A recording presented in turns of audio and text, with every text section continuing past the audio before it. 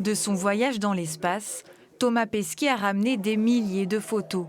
Au-delà de leur beauté, elles permettent d'observer plusieurs phénomènes scientifiques. Alors cette photo, elle est intéressante parce qu'elle nous montre en fait que l'océan Pacifique est en train de se réchauffer. Et comment est-ce que l'on voit que l'océan Pacifique se réchauffe?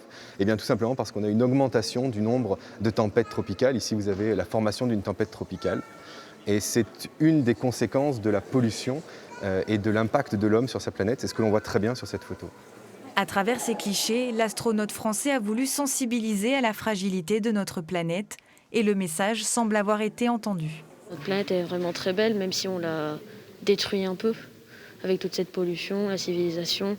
Quand on voit la photo de la Terre de nuit, on voit qu'il n'y a que de la lumière, il n'y a plus rien. Pour accueillir cette exposition à Clermont-Ferrand, l'association Infini Science a dû négocier pendant 2 ans avec l'Agence spatiale européenne et les 10 photos sélectionnées racontent toute une histoire. La plupart des gens pensent que le Nil, c'est toute cette bande verte qu'on a là.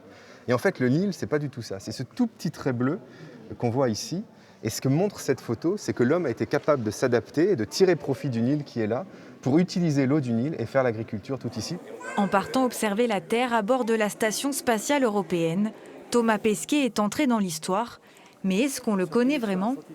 Quelle est la première personne qui a eu Thomas Pesquet au téléphone après son retour sur Terre? Sa maman, parce que les mamans, c'est important.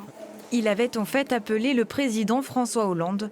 Thomas Pesquet devrait recontacter son successeur prochainement, car dans quelques mois, il repartira dans l'espace pour une nouvelle mission.